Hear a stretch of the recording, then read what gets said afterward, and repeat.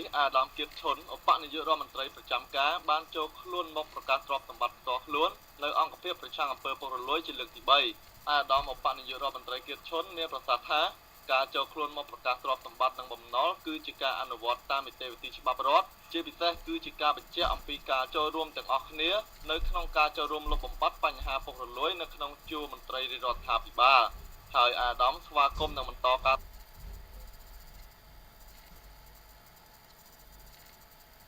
ារជាមួយអង្គភាពប្រឆាំងអំពើពុករលួយដើម្បីបង្ហាញអំពីដំណាភៀបក្នុងការអនុវត្តច្បាប់ស្តីពីការប្រឆាំងអំពើពុករលួយតាមច្បាប់ហើយទៅមកធ្វើទី2គឺជាការមួយដែលខ្ញុំផ្ទាល់ចង់មកឲ្យឃើញច្បាស់ឲ្យដោយរូបិយ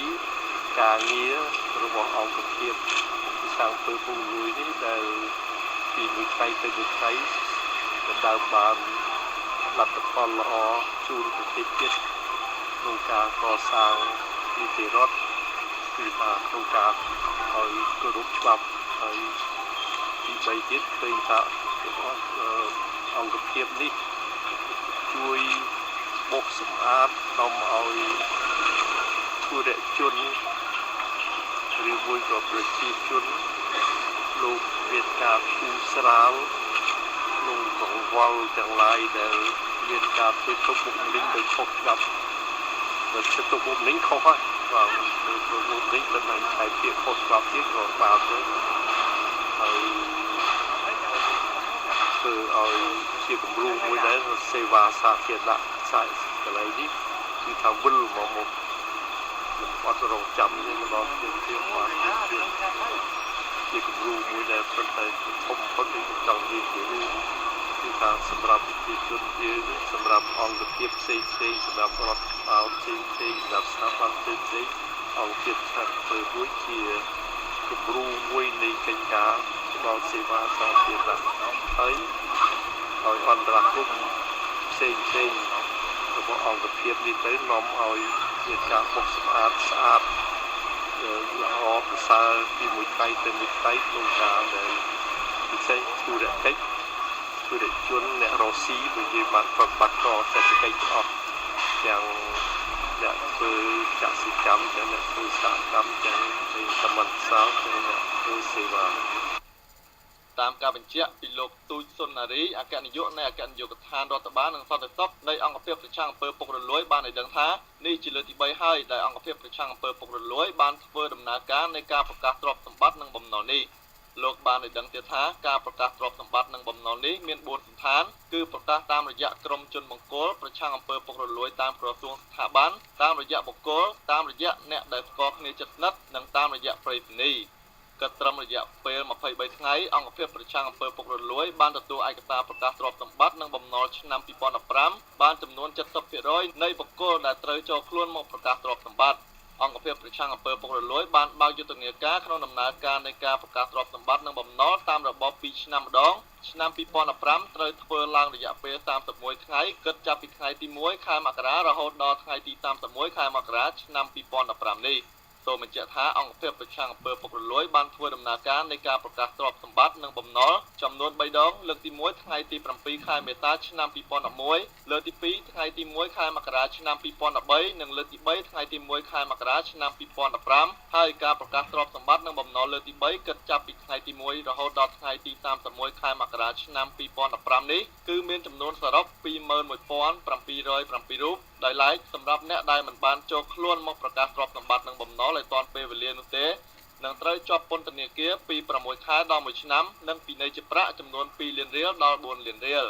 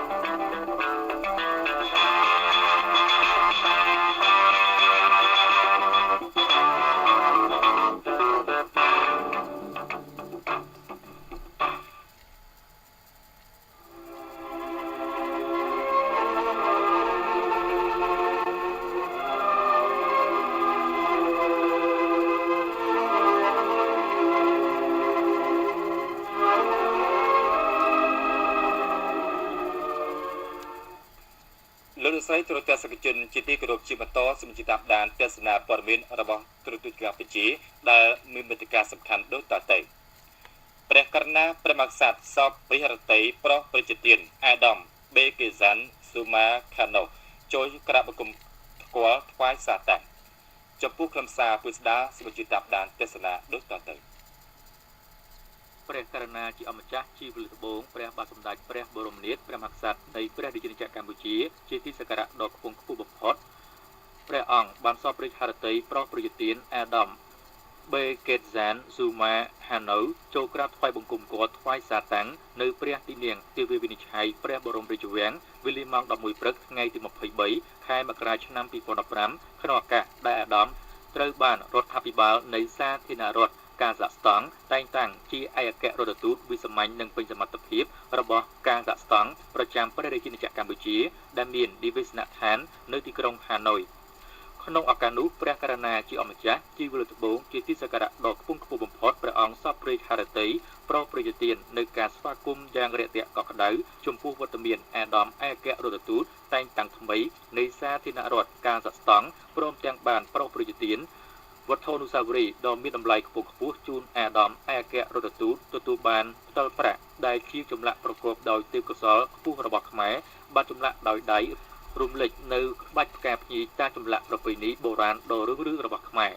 ក្រៅពីនេះបានប្រោសប្រជាទានវត្ថុអនុស្សាវរីយ៍ជាសភៅឯកសារស្ដីពីស្នាព្រះហស្ថដ៏ដងអដំជាប្រវត្តិសាស្ត្ររបស់ព្រះករុណាព្រះមហាវីរក្សត្រព្រះបរមរាជបិតាជាតិខ្មែរជាទីសក្ការៈដ៏ខ្ពង់ខ្ពស់បំផុតព្រះអង្គបានបំពេញព្រះរាជបូជនីយកិច្ចដ៏ថ្លៃថ្លាក្នុងការទាមទារបានមកវិញនៅឯករាជ្យបូរណភាពទឹកដីខ្មែរបានគង់វង្សព្រះអង្គមានព្រះរាជតម្រិះដ៏ភ្លឺស្វាងបំផុតក្នុងព្រះរាជកិច្ចផ្សះផ្សាបង្រួបបង្រួមជាតិព្រះរាជកិច្ចព្រះរាជស្ថាបនាព្រះរាជសមិទ្ធផលកសាងសង្គមមានការរីកចម្រើនរុងរឿងតាំងពីក្នុងសម័យសង្គមរាស្ត្រនិយម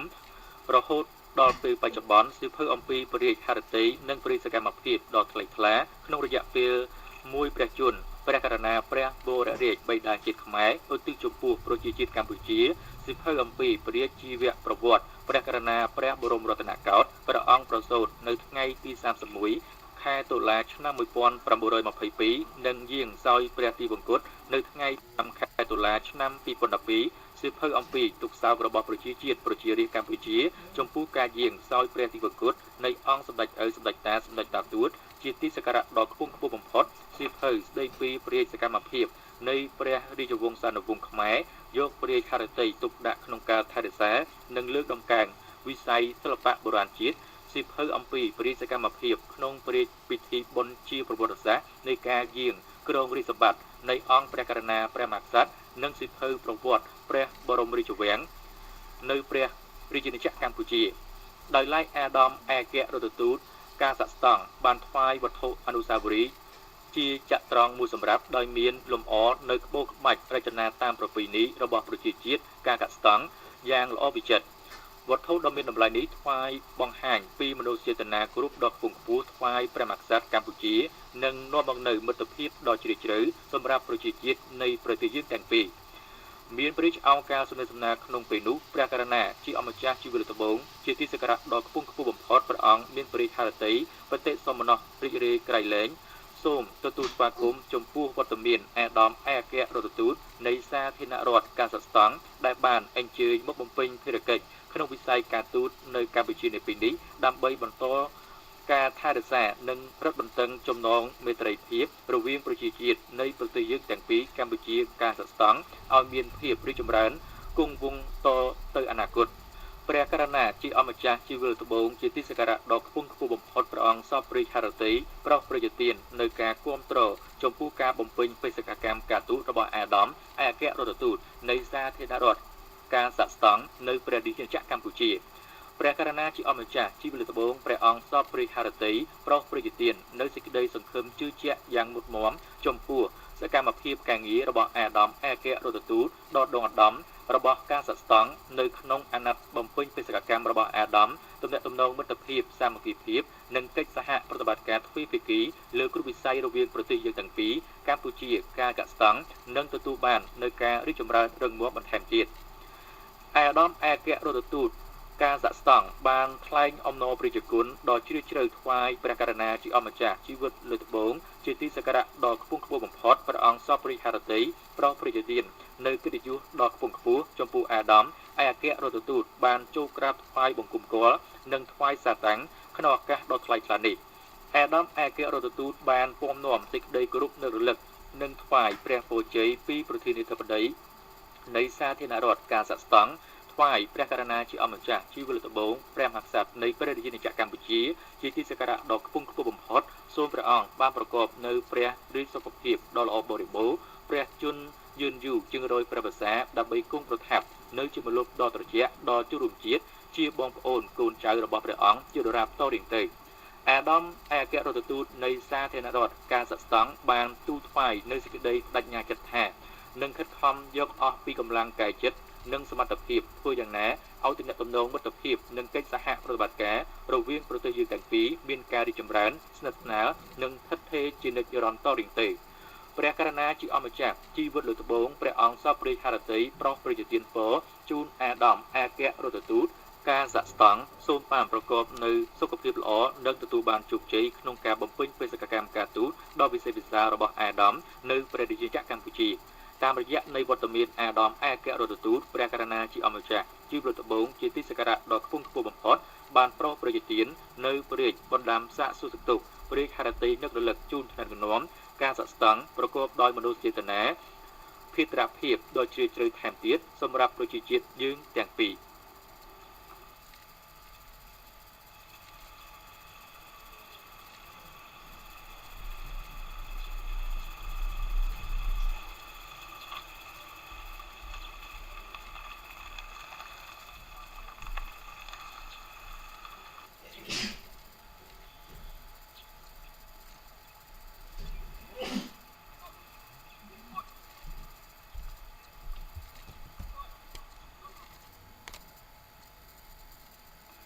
នៅថ្ងៃទី22ខែមករាឆ្នាំ2015គណៈប្រតិភូប្រសិទ្ធិដឹកនាំដោយអាដាមសៃឈុំប្រធានស្ដីទីប្រសិទ្ធិគណៈប្រតិភូរដ្ឋសភានៃព្រះរាជាណាចក្រកម្ពុជាដឹកនាំដោយអាដាមងុនញ៉ិលអនុប្រធានទី2រដ្ឋសភាតំណាងដ៏គង់ខ្ពស់សម្ដេចអគ្គមហាពញាចក្រីហេសរិនប្រធានរដ្ឋសភាគណៈប្រតិភូក្រសួងអភិវឌ្ឍជនបទដឹកនាំដោយអាដាមជាសភារារដ្ឋមន្ត្រីក្រសួងអភិវឌ្ឍជនបទបានអញ្ជើញជាបន្តបន្ទាប់អញ្ជើញជួបក្រុមវិញ្ញាណក្ខន្ធសពអាដាមសូខុន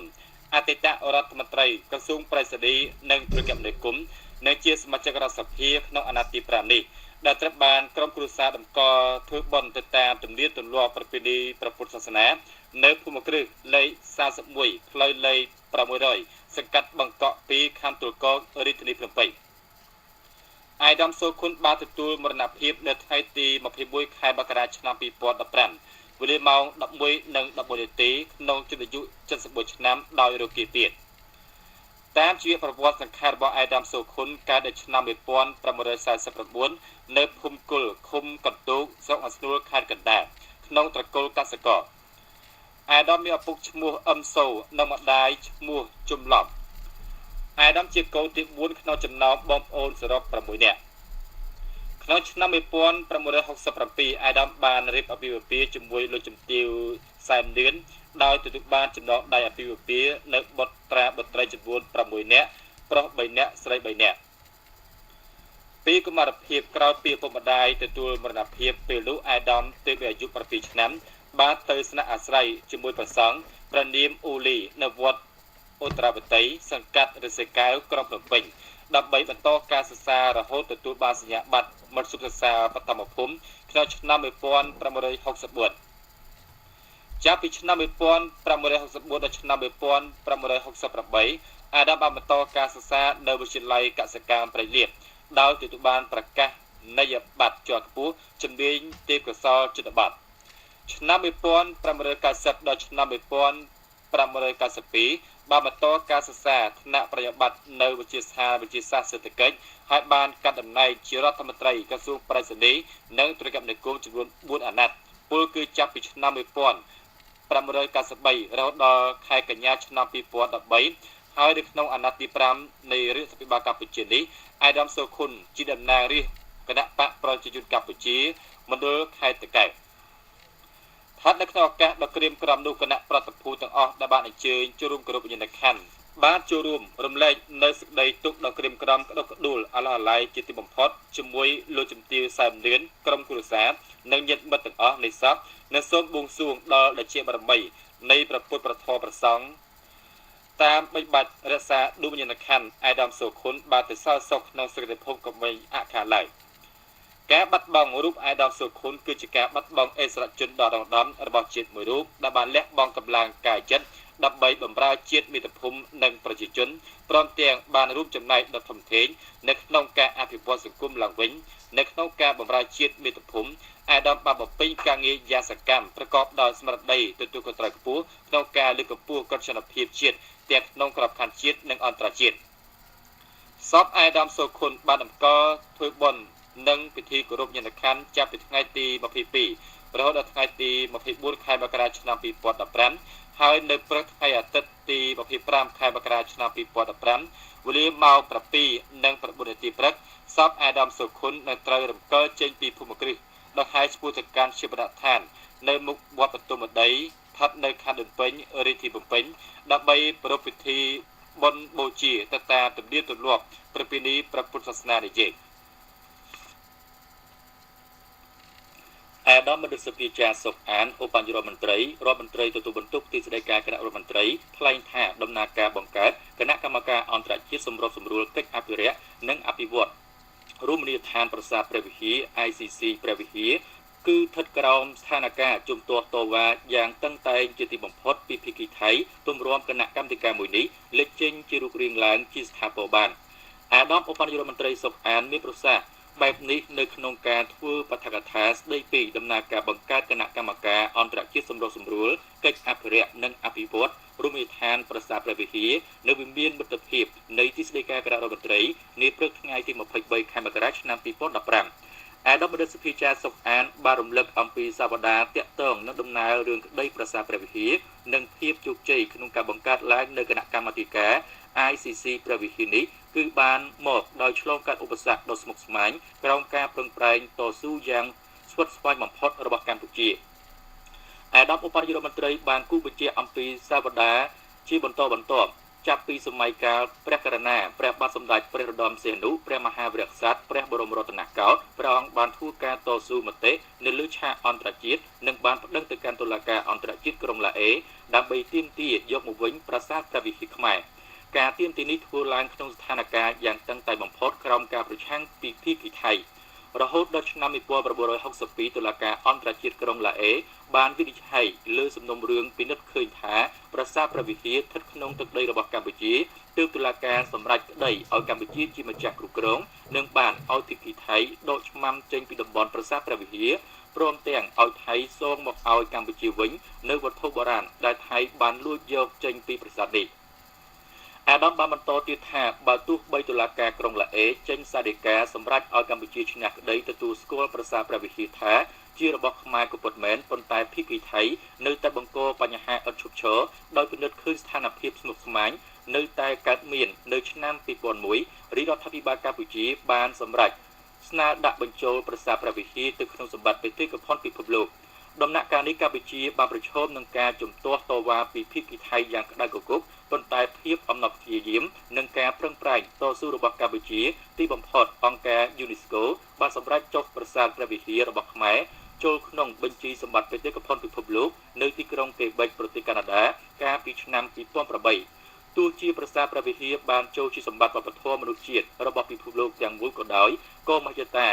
ឈ្នានីសរបស់ថៃនៅតែតាមដាក់បញ្ហារហូតបង្កឲ្យមានការប្រទុសរាយដោយកម្លាំងប្រដាប់អាវុធជាមួយគ្នាហើយទាហានថៃបានបាញ់បំផ្លាញយ៉ាដំណំមកលើប្រាង្គប្រាសាទព្រះវិហារបន្ថែមទៀតផងស្ថានភាពកាន់តែគ្រោះថ្នាក់នៃប្រាសាទបុរាណដ៏ចំណាស់មួយនេះទាមទារឲ្យមានការការពារជួសជុលនិងអភិរក្សជាបន្ទាន់ដោយកម្ពុជាក៏បានស្នើសុំបង្កើតឡើងនៅគណៈកម្មាធិការអន្តរជាតិសម្របសម្រួលកិច្ចអភិរក្សនិងអភិវឌ្ឍរមណីយដ្ឋានប្រាសាទព្រះវិហារនេះឡើងការស្នើបង្កើតគណៈកម្មការអន្តរជាតិមួយនេះទទួលបានលទ្ធផលជោគជ័យក្រោមការគាំទ្រពីភាគីថៃដោយមានសហប្រធានដឹកនាំពីររូបគឺឥណ្ឌានិងចិន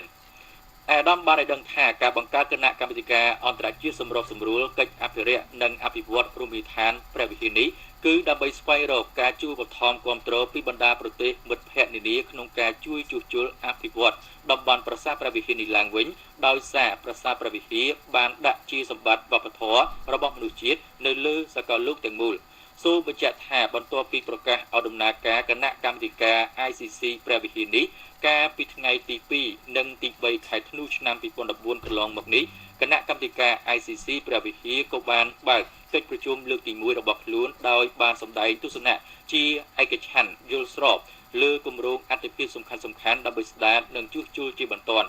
ក្នុងនោះគណៈកម្មាធិការ ICC ព្រះវិហារបានសម្រេចដាក់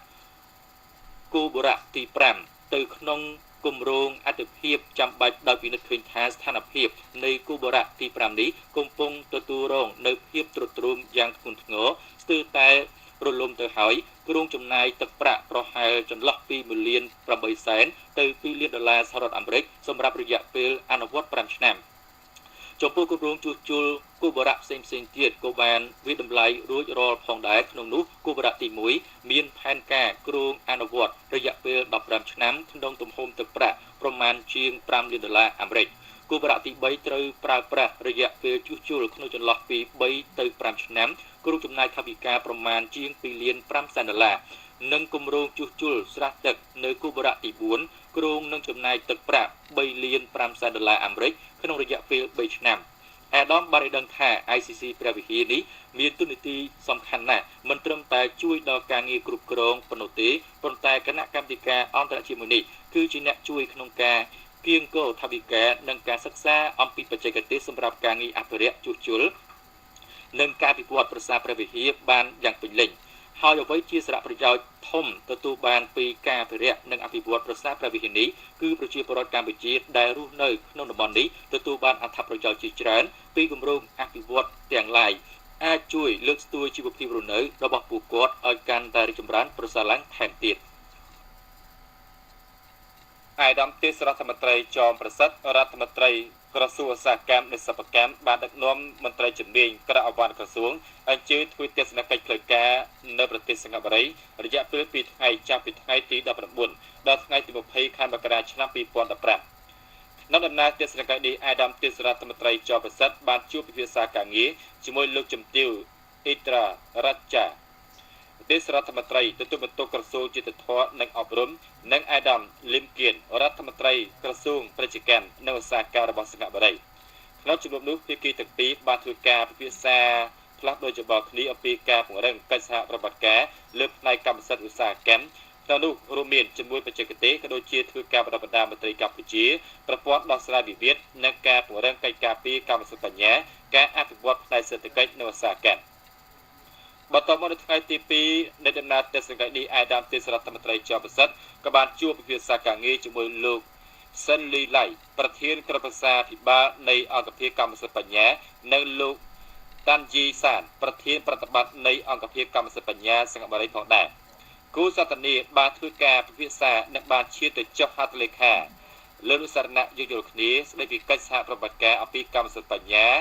ឧស្សាហកម្មរវាងក្រសួងឧស្សាហកម្មនិងសិប្បកម្មជាមួយអង្គភាពកម្មសិទ្ធិបញ្ញាសិង្ហបុរីតាមរយៈកិច្ចប្រពៃនេះគឺជាសញ្ញាមួយដ៏ល្អក្នុងការបន្តពង្រឹងនៅទំនាក់ទំនងរវាងកម្ពុជានិងសិង្ហបុរីឲ្យកាន់តែរឹងមាំថែមទៀតជាពិសេសធ្វើឲ្យចុះសម្រុងគ្នានៅនីតិវិធីនិងបែបបទការសហការគ្នាក្នុងការទទួលពាក្យសុំពិនិត្យការទទួលស្គាល់ការផ្ដល់ប្រកាសនីយបត្រ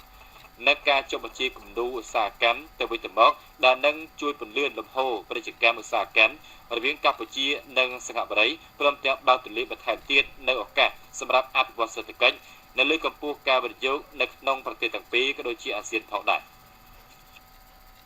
បន្ទាប់ពីបានតម្កល់ធ្វើបុណ្យតាមលក្ខណៈប្រពៃណីព្រះពុទ្ធសាសនាអស់រយៈពេល3ថ្ងៃនៅទីឋានរួចមកសពលោកស៊ិនច័ន្ទឆាយាប្រធានសមាគមស៊ិនស៊ីសមុទ្រ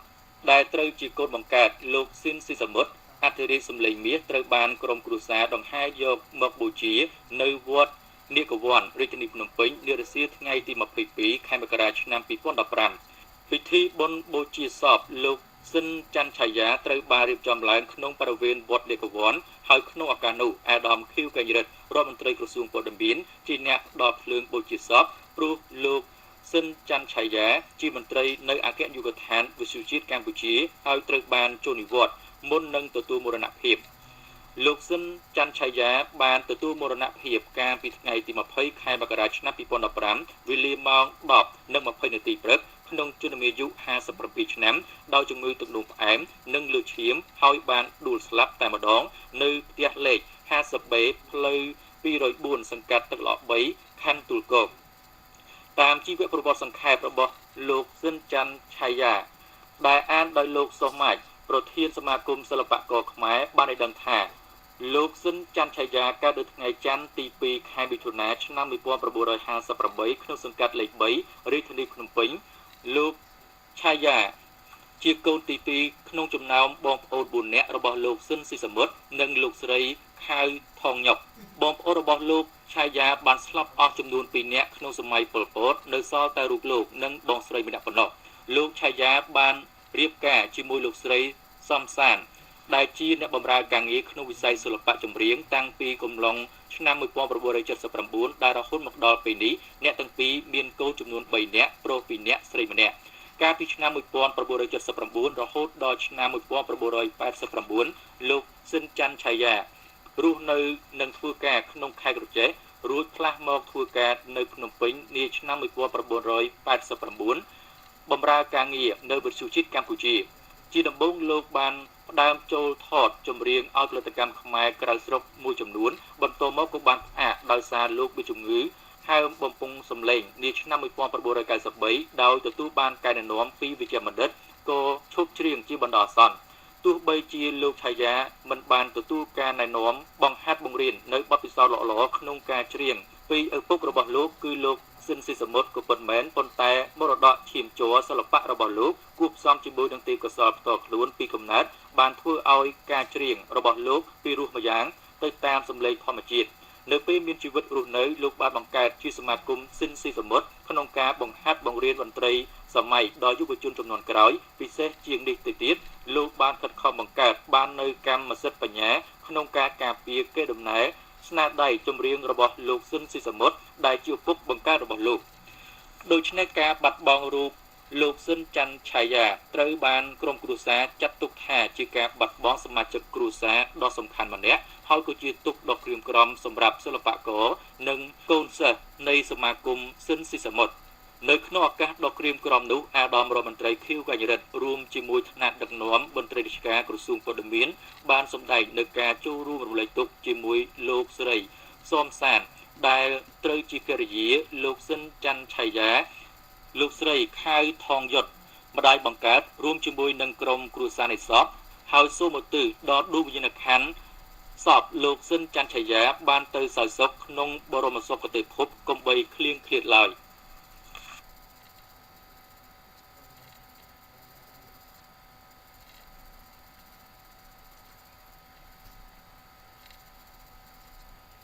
នៅក្រសួងសុខាភិបាលមានរៀបចំពិធីបំពាក់គ្រឿងអ៊ីស្រាអែលជួសសហមន្ត្រីថ្នាក់មហាសារីវត្តនៃព្រះរាជាណាចក្រកម្ពុជាជូនលោកស្រីវិជ្ជបណ្ឌិតដូរ៉ាវ៉ាវិននាយិកាមជ្ឈមណ្ឌលគ្រប់គ្រងនិងបង្ការជំងឺរបស់សហរដ្ឋអាមេរិកប្រចាំកម្ពុជា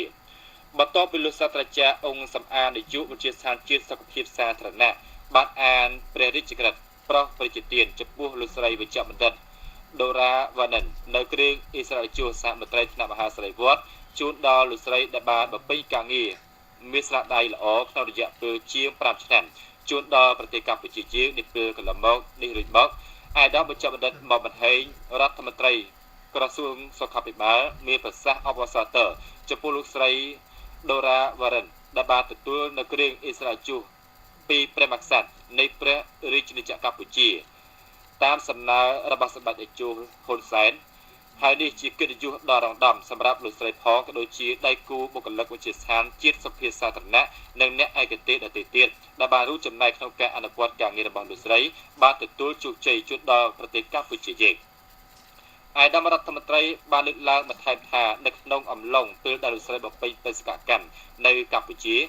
លោកស្រីបានចូលរួមចំណែកយ៉ាងសំខាន់នៅក្នុងការអភិវឌ្ឍខាងមន្ទីរពិសោធន៍នៃការចាត់ចែងការងារជាមួយដៃគូបុគ្គលិករបស់ក្រសួងនិងអ្នកបច្ចេកទេសរបស់យើងហើយនៅដៃគូដទៃទៀតបានយ៉ាងល្អចំពោះការទំនាក់ទំនងជាមួយថ្នាក់ដឹកនាំវិទ្យាសាស្ត្រសុខសាធារណៈដោយជាងបានធ្វើការរួមគ្នាហើយឆ្លងកាត់ការងារយ៉ាងលំបាកក្នុងការស្រាវជ្រាវរកជាមួយគ្នាក្នុងនោះមានជំងឺផ្សេងៗដែលត្រូវបានរកឃើញដូចជាជំងឺផ្ដាសាយបក្សី H1N1 ផ្ដាសាយ H5N1 និងជំងឺជាច្រើនទៀតទាក់ទងទៅនឹងប្រភេទជំងឺលក្ខណៈអន្តរជាតិលើពីនេះទៀតលោកស្រីនាយិកាក៏បានចូលរួមចំណែកយ៉ាងសំខាន់ក្នុងការងារសេវាមន្ទីរពិសោធន៍ជាមួយនឹងអ្នកជំនាញរបស់យើងដោយលោកស្រីមានបទពិសោធន៍ខ្ពស់ក្នុងការដឹកនាំការងារកន្លងមកនាព្រឹកថ្ងៃទី23ខែមករាឆ្នាំ2015នៅវិមានប្រសិទ្ធិមានបើកកិច្ចប្រជុំបោះសរុបលទ្ធផលការងាររបស់ក្រមមិត្តភាពទ្វេភាគីប្រសិទ្ធិជាមួយសភានៃប្រទេសនានានិងក្រមការងារអន្តរសភារយៈពេល3ឆ្នាំ2012ដល់2014កិច្ចប្រជុំនេះមានការចូលរួមពីអាដាមលោកជំទាវជាប្រធានគណៈកម្មការទាំង10នៃប្រសិទ្ធិសូមបញ្ជាក់ថាដើម្បីលើកស្ទួយការងារអន្តរជាតិរបស់ប្រសិទ្ធិឲ្យកាន់តែប្រសើរធ្វើឡើងប្រសិទ្ធិនីតិកាលទី3បានខិតខំសម្រាប់សម្រាំងក្នុងការបង្កើតក្រុមមិត្តភាពទ្វេភាគីប្រសិទ្ធិជាមួយសភានៃប្រទេសវៀតណាមចិនបារាំងជប៉ុនឡាវនិងក្រុមការងារ IPU IPA APS និង CLV ក្នុងគោលបំណងពង្រឹងសហប្រតិបត្តិការឲ្យកាន់តែទូលំទូលាយផ្លាស់ប្ដូរបទពិសោធន៍ទៅវិញទៅមកជាមួយសភាក្នុងតំបន់និងលើពិភពលោកព្រមទាំងគៀងគររកជំនួយឧបត្ថម្ភផ្សេងៗមកជួយអភិវឌ្ឍប្រសិទ្ធភាពលើវិស័យច្បាប់តាមរបាយការណ៍បោះសរុបរបស់លោកជំទាវទីបូរ៉ាស៊ីប្រធានគណៈកម្មការទី5ឲ្យដឹងថារយៈពេល3ឆ្នាំក្រមមិត្តភាពទ្វេភាគីប្រសិទ្ធភាពកម្ពុជាជាមួយសភានៃប្រទេសទាំង5គឺប្រទេសវៀតណាមចិនបារាំងជប៉ុនឡាវនិងក្រុមការងារ IPU IPA APS និង CLV បានសម្រេចលទ្ធផលគួរជាទីមោទនៈក្នុងនោះក្រុមការងារទ្វេភាគីរបស់ប្រសិទ្ធភាពកម្ពុជាជាមួយសភានៃប្រទេសទាំង5បានខិតខំការងាររបស់ខ្លួនយ៉ាងសកម្មទោះបីជាការងារនោះមិនទាន់ឆ្លើយតបទៅនឹងគោលបំណងនិងសំណុំពររបស់ក្រុមការងារក្តីតែប្រសិទ្ធភាពបានពង្រឹងទំនាក់ទំនងមិត្តភាពសាមគ្គីភាពនិងកិច្ចសហប្រតិបត្តិការឲ្យកាន់តែជិតស្និទ្ធថែមទៀតជាមួយប្រទេសជាមិត្តនានាលើពិភពលោកដោយឡែកក្រុមការងារ IPU IPA APS និង CLV ក៏បានធ្វើសកម្មភាពរបស់ខ្លួនយ៉ាងសកម្មក្នុងការចូលរួមកិច្ចប្រជុំផ្សេងៗទាំងក្នុងនិងក្រៅប្រទេសជាពិសេសបានចូលរួមពិភាក្សាផ្លាស់ប្ដូរបទពិសោធន៍រិះរកគន្លឹះនិងទស្សនៈថ្មីៗសម្រាប់ជាប្រយោជន៍បម្រើឲ្យប្រជាជនក្នុងតំបន់អាស៊ីក៏ដូចជាពិភពលោកទាំងមូលផងដែរគណៈកម្មការផែនការវិនិយោគកសិកម្មអភិវឌ្ឍជនបទបរិស្ថាននិងធនធានទឹកនៃរដ្ឋសភាដឹកនាំដោយអាដាមប៉ុលហនប្រធានគណៈកម្មការព្រមទាំងអាដាមលូជំទាវជាសមាជិកសមាជិកាគណៈកម្មការបានអញ្ជើញចូលពិនិត្យស្ថានភាពទំនប់បិទបើកទឹករបស់ក្រុមហ៊ុន Seven Energy និងជួបពិភាក្សាការងារជាមួយលោកគង់សុផាន់អភិបាលស្រុកសក្តាខេត្តកណ្ដាលតាមរបាយការណ៍ដែលជម្រាបជូនគណៈកម្មការទី3រដ្ឋសភាបានបញ្ជាក់អំពីបញ្ហាទាំងឡាយដែលទាក់ទងការកសាងទំនប់ផ្លូវទទឹងចំនួន40ម៉ែត្របណ្ដោយប្រមាណជាង5គីឡូម៉ែត្ររបស់ក្រុមហ៊ុន Seven Energy ដែលជាផ្លូវយុទ្ធសាស្ត្រធំមួយដែលត្រូវបានក្រសួងសាធារណការនិងក្រសួងពាក់ព័ន្ធផ្សេងៗទៀតចូលរួមលើផ្នែកបច្ចេកទេសហើយផ្លូវនេះបានជួយសម្រួលដល់បងប្អូនប្រជាពលរដ្ឋក្នុងការធ្វើដំណើរទៅបណ្ដាខេត្តផ្សេងៗរបាយការណ៍ក៏បានបង្ហាញពីបញ្ហាប្រឈមមួយចំនួនដែលត្រូវដោះស្រាយដើម្បីធានាផលប្រយោជន៍របស់ប្រជាពលរដ្ឋក្នុងនោះប្រជាជននៅក្នុងតំបន់នោះបានស្នើដល់ក្រុមហ៊ុន Seven Energy និងសហបានពាក់ព័ន្ធទាំងអស់និងគណៈកម្មការទី3នៃរដ្ឋសភាជួយសម្រួលនិងដោះស្រាយត្រង់ស្ទឹងដើមអតិដោយដាក់ស្ពាននៅធ្វើទ្វារទឹកជូនបងប្អូនដើម្បីឲ្យលេវទឹកមានលក្ខណៈធម្មជាតិវិញអាយដាមប៉ុលហមមានប្រសាសន៍ថ្លែងបង្គំដល់ក្រុមហ៊ុន Seven Energy បានកសាងផ្លូវទំនប់ទឹកជួយដល់ការធ្វើដំណើររបស់បងប្អូនប្រជាពលរដ្ឋនៅទីនោះពិធីប្រកាសតែងតាំងប្រធានមន្ត្រីកិច្ចការនារីខេត្តកំពង់ឆ្នាំងបានប្រព្រឹត្តទៅនៅសាលាខេត្តថ្ងៃទី21ខែមករាឆ្នាំ2015តាមប្រកាសរបស់ក្រសួងកិច្ចការនារីសម្រាប់តែងតាំងលោកស្រីឈុំច័ន្ទសុខជាប្រធានមន្ត្រីកិច្ចការនារីខេត្តកំពង់ឆ្នាំងជំនួសលោកជំទាវប៉ាយឿនដែលត្រូវទៅទទួលតួនាទីជាអភិបាលរងខេត្តកំពង់ឆ្នាំង បន្ទាប់ពីលោកស្រីឈុំច័ន្ទសុខឡើងបដិញ្ញាចិត្តខិតខំយកទៅទុកដាក់បំពេញភារកិច្ចដោយអនុវត្តយ៉ាងម៉ឺងម៉ាត់តាមច្បាប់និងបទបញ្ញត្តិនានារបស់រដ្ឋនិងរក្សាសាមគ្គីភាពដើម្បីការរីកចម្រើនរបស់អង្គភាពរួចមកលោកជំទាវដោកសុទ្ធាប្រធានក្រុមប្រឹក្សាខេត្តកំពង់ឆ្នាំងនិងលោកជំទាវខឹមចម្រើនរដ្ឋលេខាធិការក្រសួងកិច្ចការនារីបានលើកឡើងពីកម្មវិធីកំណែតម្រង់របស់រាជរដ្ឋាភិបាលនិងការពង្រឹងអភិបាលកិច្ចល្អសម្ដៅអភិវឌ្ឍប្រទេសជាតិនិងលើកកម្ពស់ជីវភាពរស់នៅរបស់ប្រជាពលរដ្ឋលោកជំទាវរដ្ឋលេខាធិការបានផ្ដាំផ្ញើដល់មន្ត្រីរាជការនៃមន្ទីរកិច្ចការនារីខេត្តកំពង់ឆ្នាំងជាពិសេសលោកស្រីប្រធានបតីទើបតែងតាំងថ្មីត្រូវរក្សាសាមគ្គីភាពផ្ទៃក្នុងនិងជាមួយអង្គភាពនានាក៏ដូចជាអាជ្ញាធរដែនដីព្រមទាំងខិតខំបង្កើនសមត្ថភាពដើម្បីអនុវត្តភារកិច្ចជំនាញក្នុងស្មារតីទទួលខុសត្រូវខ្ពស់សម្ដៅបម្រើផលប្រយោជន៍របស់បងប្អូននារីលោកបំបត្តិអំពើហិង្សានិងលើកស្ទួយទូនីតិឋានៈរបស់នារីឲ្យស័ក្តិសមជាឆ្អឹងខ្នងនៃសេដ្ឋកិច្ចនិងសង្គមជាតិនៅវិទ្យាស្ថានស្តង់ដារកម្ពុជាមានបើកកិច្ចប្រជុំផ្សព្វផ្សាយអំពីច្បាប់ស្តីពីស្តង់ដារកម្ពុជាច្បាប់ស្តីពីមេត្រាសាស្ត្រកម្ពុជាលិខិតបទដ្ឋាគតិយុត្តពាក់ព័ន្ធនិងទូនីតិភារកិច្ចលើការងារស្តង់ដាររដ្ឋវិទ្យាកម្មនិងមេត្រាសាស្ត្រដល់មន្ទីរឧស្សាហកម្មនិងសិប្បកម្មរាជធានីខេត្តទាំង25ក្រោមអធិបតេយ្យភាពអាយដាមភូសវណ្ណរិទ្ធរដ្ឋលេខាធិការក្រសួងឧស្សាហកម្មនិងសិប្បកម្មអាយដាមច័ន្ទបរិនប្រធានវិទ្យាស្ថានស្តង់ដារកម្ពុជាមានប្រសាសន៍ថាកិច្ចប្រជុំធ្វើឡើងដើម្បីឲ្យមន្ទីរទាំង25រាជធានីខេត្តបានទទួលនៅចំណេះដឹងថ្មីៗបន្ថែមទៀតពីមន្ត្រីជំនាញរបស់វិទ្យាស្ថានស្តង់ដារនិងមន្ត្រីរបស់បញ្ចប់មណ្ឌលមេត្រាសាស្ត្រជាតិ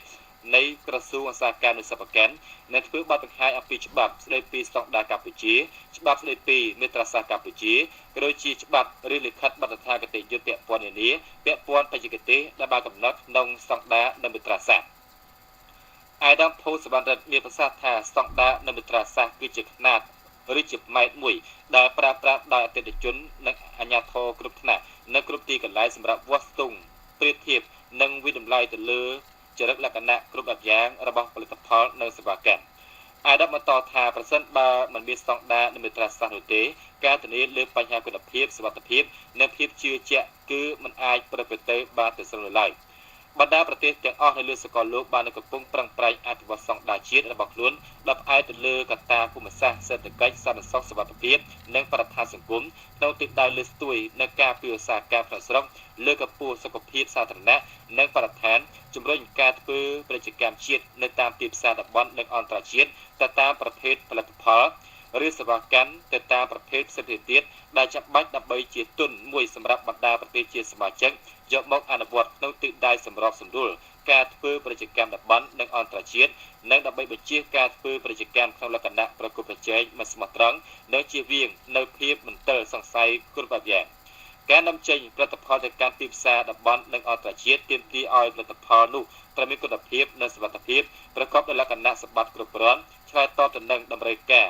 ទីផ្សារឬការតម្រូវរបស់ប្រទេសនាំចូលផលិតផលទាំងនោះការតម្រូវទាំងនេះវាឆ្លុះបញ្ចាំងទៅនឹងអ្វីដែលបានកំណត់នៅក្នុងស្តង់ដារនិងមេត្រាសាស្ត្រឬបទបញ្ញត្តិបច្ចេកទេសនិងនីតិវិធីវិតម្លៃភាពអនុលោមនៃប្រទេសឬតំបន់នោះអាយដាមនេដាមសំណីហិមិនហៀងអគ្គមេបញ្ជាការនៃកងយុទ្ធពលខេមរភូមិន្ទប្រធានក្រុមការងារថ្នាក់ជាតិប្រចាំសុខដាស្ទឹងនិងជានាយករងខេត្តកន្លែងសម្ដេចអគ្គមហាសេនាបតីជួនសានាយុរដ្ឋមន្ត្រីនៃព្រះរាជាណាចក្រកម្ពុជានៅលោកជំទាវប៉ាចនីបានអញ្ជើញជួបសំណេះសំណាលសាកសួរសុខទុក្ខជាមួយអាជ្ញាធរដែនដីមន្ត្រីរាជការក្រុមប្រឹក្សាឃុំនិងបងប្អូនប្រជាប្រដ្ឋក្នុងស្រុកកោបសីខេត្តកំពង់ស្ពឺដែលពិធីនេះប្រព្រឹត្តធ្វើនៅបរិវេណវត្តត្រពាំងវែងឃុំព្រះនិព្វានស្រុកកោបសីខេត្តកំពង់ស្ពឺនៅព្រឹកថ្ងៃទី23ខែមករាឆ្នាំ2015បន្ទាប់ពីលោកម៉ែនឌៀនប្រធានក្រុមប្រឹក្សាស្រុកកោបសីបានធ្វើរបាយការណ៍ជំនួយជូនពីសភាពការសន្តិសុខសម្រាប់ក្នុងសង្គមក្នុងមូលដ្ឋានមានភាពល្អប្រសើរនិងការងារបង្កប់បង្កើតផលក្នុងឆ្នាំ2014កន្លងមកមានការរីកចម្រើនគួរឲ្យកត់សម្គាល់រួចមកអាដាមនេដាមសំណីហ៊ីមិនហៀងមានប្រសាសន៍ពំនាំនឹងការផ្ដាប់ចោលសាកសួរសុខទុក្ខពីសំណាក់សម្បត្តិអគ្គមហាធម្មពលសាជាស៊ីនប្រធានប្រសិទ្ធិ សម្ដេចអគ្គមហាពញាចក្រីហេសម្រិនប្រធានរដ្ឋសភាអ្នកសម្ដេចអគ្គមហាសេនាបតីជោហ៊ុនសែននាយករដ្ឋមន្ត្រីនៃព្រះរាជាណាចក្រកម្ពុជាអ្នកសម្ដេចកតេប្របណ្ឌិតបរិនហ៊ុនសែនដែលជារាជការសម្ដេចតែកិត្តគូចដេកចំពោះសុខទុក្ខនិងការលំបាកខ្វះខាតរបស់បងប្អូនប្រជាប្រដ្ឋទូទៅនៅទូទាំងព្រះរាជាណាចក្រកម្ពុជាអ្នកជំរុញអភិវឌ្ឍប្រទេសជាតិឲ្យមានការរីកចម្រើនលើគ្រប់វិស័យចាប់ពីទីក្រុងរហូតដល់ជនបទដាច់ស្រយាលអាយដាមនាយរដ្ឋមន្ត្រីហ៊ីមិនហ៊ៀងមានប្រសាសន៍បន្តទៀតថាក្រមការដឹកនាំប្រកបដោយកិត្តិបណ្ឌិតរបស់រដ្ឋាភិបាលកម្ពុជាដែលមានសម្ដេចអគ្គមហាសេនាបតីជោហ៊ុនសែននាយករដ្ឋមន្ត្រីនៃព្រះរាជាណាចក្រកម្ពុជាជាប្រមុខបានចេញនូវនយោបាយឈ្នះឈ្នះប្រកបដោយជោគជ័យនិងមានប្រសិទ្ធភាពធ្វើឲ្យមានការបង្រួបបង្រួមជាតិការឯកភាពជាតិតែមួយបញ្ចប់សង្គ្រាមដែលបានអូសបន្លាយរយៈពេលយូរនិងដឹកនាំប្រទេសជាតិទទួលបានសុខសន្តិភាពនិងស្ថិរភាពនយោបាយពេញប្រទេសប្រជាប្រដ្ឋរស់នៅប្រកបដោយភាពសុខដុមរមនាជីវភាពរស់នៅកាន់តែប្រសើរឡើងជាលំដាប់អាយដាមនាយរដ្ឋមន្ត្រីហ៊ីមិនហ៊ៀងមានប្រសាសន៍បន្តទៀតថាសមិទ្ធផលនានាលើគុណវិស័យដែលយើងទាំងអស់គ្នាទទួលបាននៅពេលនេះមិនអាចកាត់ផ្ដាច់បានពីថ្ងៃជាជំនះ7មករា1579កើតឡើងក្រោមការដឹកនាំនិងខិតខំប្រឹងប្រែងមិនខ្លាចការនិហត្តរបស់សម្ដេចអគ្គមហាធម្មពលសាជាស៊ីនសម្ដេចអគ្គមហាពញាចក្រីហេសម្រិននិងសម្ដេចអគ្គមហាសេនាបតីជោហ៊ុនសែនបានរំដោះប្រទេសជាតិនិងប្រជាជនកម្ពុជាឲ្យរួចចាកផុតពីរបបប្រល័យពូជសាសន៍ប៉ុលពតហើយប្រជាជនកម្ពុជានៅទូទាំងប្រទេសបានចាត់ទុកថ្ងៃ7មករា1579ជាថ្ងៃកំណើតទី2របស់ខ្លួនអាយដាមនាយរដ្ឋមន្ត្រីហ៊ីមិនហ៊ៀងបានណែនាំដល់អាជ្ញាធរដែនដីមន្ត្រីរាជការនិងកម្លាំងមានសមត្ថកិច្ចទាំងអស់ត្រូវធ្វើការសហការគ្នាឲ្យបានល្អប្រសើរក្នុងការអនុវត្តគោលនយោបាយភូមិឃុំមានសមត្ថភាពឲ្យកាន់តែសកម្មថែមទៀតដោយបង្កើននិងបង្ក្រាបទប់ស្កាត់ឲ្យបានទាន់ពេលវេលាអំពើចោរលួចចោរប្លន់និងបលល្មើសគ្រប់ប្រភេទនៅតាមមូលដ្ឋានរបស់ខ្លួនធ្វើយ៉ាងណាឲ្យមូលដ្ឋានរបស់យើងមានសន្តិសុខនិងសុវត្ថិភាពល្អប្រជាប្រដ្ឋរស់នៅប្រកបដោយភាពសុខដុមរមនានៅក្នុងឱកាសនោះអាដាមនាយរដ្ឋមន្ត្រីហ៊ីមិនហ៊ៀងនៅលោកជំទាវប៉ាចានីបាននាំយកអំណោយដ៏ថ្លៃថ្លារបស់សម្ដេចអគ្គមហាសេនាបតីជោហ៊ុនសែននិងសម្ដេចកតេប្របណ្ឌិតបរិនហ៊ុនសែនចែកជូនដល់លោកតាលោកយាយចំនួន2នាក់ម្នាក់ទទួលបានក្រណាត់សមម្ដុំថាវិការ10000រៀលប្រជាប្រដ្ឋចូលរួមចំនួន500នាក់ម្នាក់សរុបមួយថាវិការ15000រៀលក្រុមយុវជនចំនួន500នាក់ម្នាក់សរុបមួយថាវិការ15000រៀលក្រុមប្រឹក្សាឃុំចំនួន10នាក់ម្នាក់សរុបមួយថាវិការ20000រៀលឧបត្ថម្ភសាលាស្រុកកុំពិសីថាវិការ1លានរៀលសាលាឃុំប្រណិពានថាវិការ40រៀលផ្ដល់ជូននគរបាលថាវិការ1លានរៀលអាវុធហត្ថ50រៀលសក្តិស្រុក20រៀលប្រគេនដល់វត្តត្រពាំងវែងបច្ច័យចំនួន10លានរៀលនិងផ្ដល់ជូនដល់គណៈកម្មការវត្តថាវិការ5លានរៀលផងដែរបន្ទាប់មកអាដាមនាយរដ្ឋមន្ត្រីហ៊ីមិនហ៊ៀងនៅលោកជំទាវប៉ាចានីព្រមទាំងអាដាមលោកជំទាវអស់លោកស្រីនិងពលប្រសាទសម្បត្តិជុំវត្តត្រពាំងវែងបាននិមន្តព្រះសង្ឃចំនួន119អង្គនិមន្តមកពីបណ្ដាវត្តនានាក្នុងស្រុកកោះពិសីស្រុកកណ្ដាលស្ទឹងស្រុកខ្សាច់កណ្ដាលក្រុងតាខ្មៅនិងរាជធានីភ្នំពេញដើម្បីធ្វើពិធីរាប់បាតឆ្លងចេតិយថ្មីក្នុងប្រវេណវត្តត្រពាំងវែងតាមប្រពៃណីព្រះពុទ្ធសាសនាដោយទទួលបានការណែនាំពីសំណាក់សម្ដេចកតេប្របណ្ឌិតបរិនហ៊ុនសែនប្រធានកាកបាទក្រហមកម្ពុជានៅរសៀលថ្ងៃទី22ខែមករាឆ្នាំ2015លោកជំទាវពុំចន្ទនីអគ្គលេខាធិការកាកបាទក្រហមកម្ពុជានិងសហការីបានអញ្ជើញសួរសុខទុក្ខនិងនាំយកអំណោយមនុស្សធម៌កាកបាទក្រហមកម្ពុជាទៅចែកជូនដល់ទាន់ដិតនិងពលរដ្ឋជនជាស្ត្រីមានទុក្ខមេរោគអេដសស្ត្រីទើបសម្រាលកូននិងស្ត្រីមានកូននៅជាមួយដែលកំពុងនៅក្នុងមណ្ឌលអប់រំកែប្រែទី2នៃពន្ធនាគារព្រៃសរស្ថិតនៅសង្កាត់ព្រៃសរខណ្ឌដង្កោរាជធានីភ្នំពេញនៅក្នុងពិធីជួបសំណេះសំណាលដាច់ដោយឡែកពីគ្នាជាមួយមន្ត្រីពន្ធនាគារនិងទាន់ដិតពលរដ្ឋជនជាស្ត្រីលោកជំទាវពុំចន្ទនីបានស្ដាប់នៅរបាយការណ៍របស់ថ្នាក់ដឹកនាំពន្ធនាគារដែលបញ្ជាក់ថាកន្លងមកការងារគ្រប់គ្រងពន្ធនាគារតាមបទដ្ឋានដែលធានាឲ្យមានសន្តិសុខសុវត្ថិភាពប្រកបដោយបរិយាកាសមនុស្សធម៌និងកំណត់គោលដៅចម្បងគឺប្រែក្លាយពីការគ្រប់គ្រងដោយផ្អែកលើសន្តិសុខអចលករ មកជាការគ្រប់គ្រងដោយផ្អែកលើសន្តិសុខចលករដែលមានការអប់រំស្ដារនីតិសម្បទាដល់តនដិតក្នុងនោះដែរមានកម្មវិធីអប់រំស្ដារនីតិសម្បទានិងផ្ដល់ដល់តនដិតនៅឱកាសចូលរួមក្នុងកម្មវិធីបណ្ដុះបណ្ដាលវិជ្ជាជីវៈនិងបណ្ដុះបណ្ដាលចំណេះដឹងទូទៅទាំងសិលធម៌និងច្បាប់ផ្សេងៗដែលជាឱកាសប្រឡងប្រណាំងកែប្រែខ្លួនឲ្យក្លាយជាពលរដ្ឋល្អលោកជំទាវពុំច័ន្ទនីបានក្រើនរំលឹកដល់ទណ្ឌិតវិរុទ្ធជនស្ត្រីទាំងអស់សូមខិតខំប្រឹងប្រែងអប់រំកែប្រែខ្លួនដើម្បីបានឆាប់ចេញទៅវិញនិងក្លាយជាពលរដ្ឋស្លូតត្រង់មានប្រយោជន៍សម្រាប់ក្រុមគ្រួសារនិងសង្គមជាតិព្រមទាំងមានស្មារតីជួយដល់ទណ្ឌិតដទៃទៀតឲ្យខិតខំកសាងខ្លួនដើម្បីភាពរីកចម្រើនទាំងអស់គ្នាម្យ៉ាងទៀតនេះជាឱកាសប្រឡងប្រណាំងកែប្រែខ្លួនឲ្យក្លាយជាពលរដ្ឋល្អមានលក្ខណៈសម្បត្តិនិងចំណាត់ថ្នាក់សម្រាប់ទណ្ឌិតគ្រប់រូបចូលរួមកសាងខ្លួនឡើងវិញនោះគឺទទួលស្គាល់នៅទោសកំហុសដោយបានកំណត់ក្នុងសារក្រមស្ថាពរហើយតាំងចិត្តកែប្រែដើម្បីកសាងខ្លួនជាពលរដ្ឋល្អអាចធ្វើសមរណកម្មទៅក្នុងសង្គមវិញនៅពេលអនាគតគ្រប់នឹងអនុវត្តមើងម៉ាត់វិន័យបទបញ្ជាផ្ទៃក្នុងពន្ធនាគារជាដើមទណ្ឌិតនិងពិរុទ្ធជនជាស្ត្រីទើបសម្រាប់កូនរួចនិងស្ត្រីមានកូនតូចនៅជាមួយមានចំនួន17នាក់ក្នុងម្នាក់ទទួលបានអំណោយមនុស្សធម៌ជាគ្រឿងឧបភោគបរិភោគនិងសម្ភារៈប្រើប្រាស់រួមមានអង្ករ25គីឡូក្រាមមីមួយកេសត្រីខ10កំប៉ុងសាប៊ូម្សៅសាប៊ូកក់សក់សាប៊ូអនាម័យម្សៅកូនក្មេងសំឡីអនាម័យនំទឹកដោះគោខាប់ស្ករស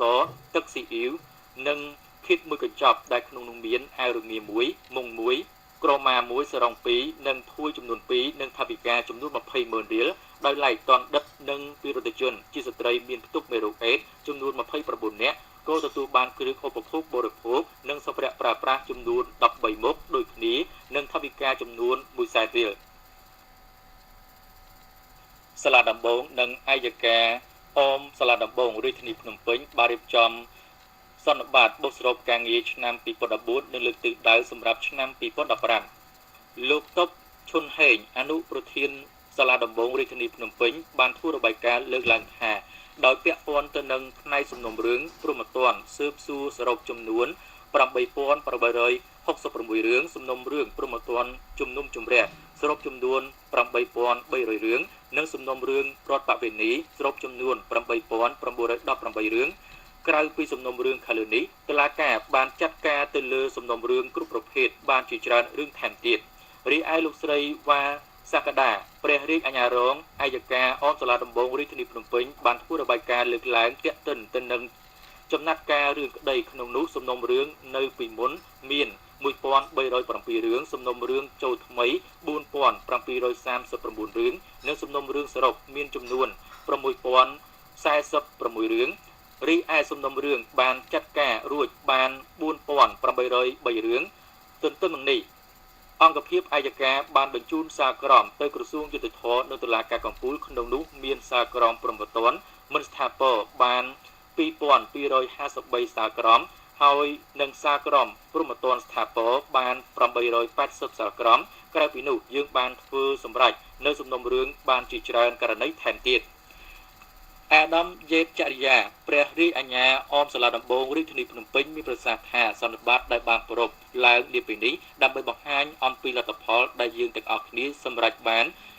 នាឆ្នាំកន្លងមករួមទាំងបញ្ហាប្រឈមនានានៅក្នុងការអនុវត្តច្បាប់ដែលយើងបានជួបប្រទះសម្រាប់ជាចំណេះដឹងនិងបទពិសោធន៍វិជ្ជាជីវៈហើយក៏ត្រូវបានលើកយកមកពិភាក្សាសម្រាប់ជាប្រធានបទក្នុងការលើកទិសដៅការងារឆ្នាំ2015ពេលវេលានេះជាសន្និបាតលើកដំបូងរបស់អង្គភាពយើងដោយយោងបទបញ្ញត្តិនៃច្បាប់ស្តីពីការរៀបចំសាលាជំរះក្តីដែលបានចូលជាធរមាននិងជាការប្រជុំបូកសរុបការងារផ្ទៃក្នុងរបស់អាយកានិងសាលាដំបងអាយកាអមសាលាដំបងរាជធានីភ្នំពេញត្រូវបានបង្កើតឡើងនៅក្នុងឆ្នាំ1981និងបានដំណើរការមកដល់ពេលនេះក្រោមការដឹកនាំរបស់ព្រះរាជអាជ្ញាដោយមានព្រះរាជអាជ្ញារងក្រឡាបញ្ជីមន្ត្រីច្បាប់និងបុគ្គលិកជាសេនាធិការផ្ទាល់នៅក្នុងចំណាត់ការរឿងក្តីព្រហ្មទណ្ឌការដឹកនាំសម្របសម្រួលមន្ត្រីនគរបាលយុតិធធម៌ការគ្រប់គ្រងពន្ធនាគាររួមទាំងការអនុវត្តនៅសេចក្តីសម្រេចរបស់តុលាការថែមទៀតផងលោកអាំងមីលតីប្រធានសាលាដំបងរាជធានីភ្នំពេញមានប្រសាសន៍ថាសាលាដំបងរាជធានីភ្នំពេញគឺជាតុលាការគំរូមួយក្នុងចំណោមតុលាការគំរូទាំង4នៃព្រះរាជាណាចក្រកម្ពុជាដែលបានជ្រើសរើសបង្កើតឡើងសម្រាប់អនុវត្តគម្រោង តុលាការគំរូជាលើកដំបូងដោយសម្រេចរបស់ក្រមប្រឹក្សាគំណែទម្រង់ច្បាប់និងប្រព័ន្ធយុតិធធនឹងកើតឡើងនៅថ្ងៃទី30ខែកក្កដាឆ្នាំ2007លោកប្រធានតុលាការលើកឡើងបន្ថែមទៀតថាអង្គសន្និបាតនៅពេលនេះពិតជាបានបង្ហាញនៅលទ្ធផលនៅការផ្ដល់សេវាយុតិធធរបស់មន្ត្រីរដ្ឋបាលនៃការបម្រើសេវាសាធារណៈជូនប្រជាពលរដ្ឋក៏ដូចជាការសម្របសម្រួលកិច្ចការរដ្ឋបាលជាមួយនឹងកិច្ចការបច្ចេកទេសនីតិវិធីរឿងក្តីគ្រប់ប្រភេទហើយក៏អាចបង្ហាញអំពីការចេញសេចក្តីសម្រេចរបស់ចៅក្រមតំណាងអัยការនៅក្នុងរឿងក្តីនីមួយៗឲ្យឯករាជ្យមិនលំអៀងដើម្បីបង្កើតនៅជំនឿទុកចិត្តរបស់ប្រជាពលរដ្ឋមកលើប្រព័ន្ធតុលាការយើងដៃថែបម៉ាវីជាផលិតផលនាំមុខគេនិងជាអ្នកផលិតដ៏ធំជាងគេនៅក្នុងតំបន់ដោយវិស្វករដ៏ជំនាញនិងឧបករណ៍ដ៏ទំនើបពីប្រទេសអ៊ីតាលីធ្វើឲ្យដែកវីទទួលបាននូវពានរង្វាន់ពិភពលោកដែកថែបវីប្រើប្រាស់ល្អបំផុតសម្រាប់ជារូបធាតុផ្សំធ្វើឲ្យសំណង់រឹងមាំមានសុវត្ថិភាពក្នុងការសាងសង់អគារខ្ពស់ៗដែកថែបអ៊ីតាលីម៉ាវីជាគ្រឹះនៃអនាគត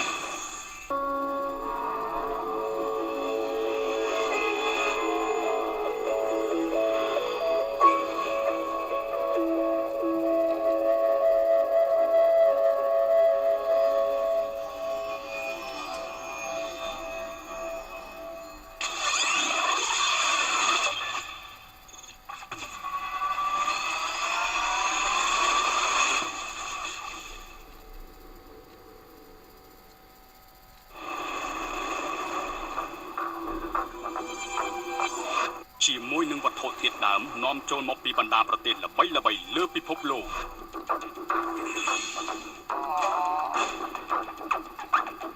ដែកថែបតៃដូផលិតឡើងគ្រប់ទ្រង់ទ្រាយនិងសម្បូរបែបសម្រាប់សំណង់ទូទៅ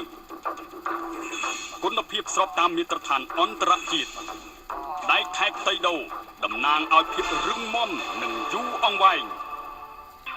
ម៉ូទ័របូមទឹកបច្ចេកវិទ្យាថ្មីពីប្រទេសដាណឺម៉ាក Grand Force អាចជួយលោកអ្នកបាននៅពេលជួបកង្វល់ខ្វះទឹកឬសម្ពាធទឹកទាបមិនគ្រប់តម្រូវការសូមប្រើប្រាស់ម៉ូទ័របូមទឹក Grand Force ពិតជាមិនខកបំណងឡើយ Ariston ឧបករណ៍កម្ដៅទឹកគុណភាពខ្ពស់របស់អ៊ីតាលីមានច្រើនប្រភេទច្រើនចំណុះសម្រាប់លោកអ្នកជ្រើសរើសអាចប្រើចរន្តអគ្គិសនីវ៉ាក់ឬពន្លឺព្រះអាទិត្យក៏បាន Ariston មានឯកទេសខាងកម្ដៅទឹក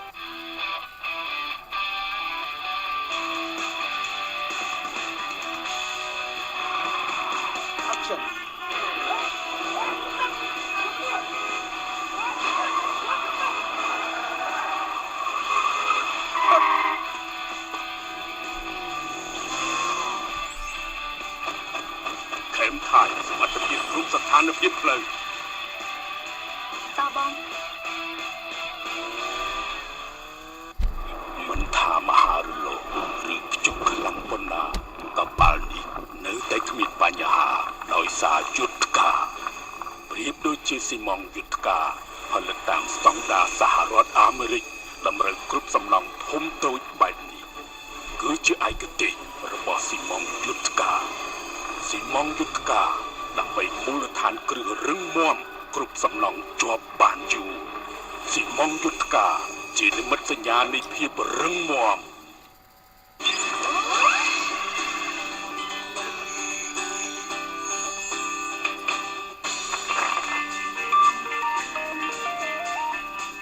អាឡូជម្រាបសួរលោកអង្គញាអាមួយចាខ្ញុំត្រូវការដៃដាក់ស្វាត់ហើយរឿងមកចាគឺដែកម៉ាក់វីបច្ចេកវិទ្យាពីប្រទេសអ៊ីតាលីចាចាំខ្ញុំរៀបចំជូនបងប្រុសខាងនេះចង់ទិញអីដែរខ្ញុំមិនអុកញ៉ាទេតែខ្ញុំក៏ត្រូវការដែកម៉ាក់វីដែរទោះជាចង់បានអាម៉ាក់ផ្សេងក៏គ្មានដែរព្រោះដែកពណ៌របស់ខ្ញុំលក់តែរបស់ល្អទេហើយដែកម៉ាក់វីនេះមានរង្វាន់ច្រើនទៀតផងទិញដែកម៉ាក់វី500គីឡូក្រាមទទួលបានសំណងមួយសន្លឹកបំពេញឈ្មោះនិងលេខទូរស័ព្ទលោកអ្នកដើម្បីឆ្លងរង្វាន់ធំម៉ូតូ100គ្រឿងនិងរង្វាន់តាពីកម្ពុជាដ៏ច្រើនសន្ធឹកសន្ធាប់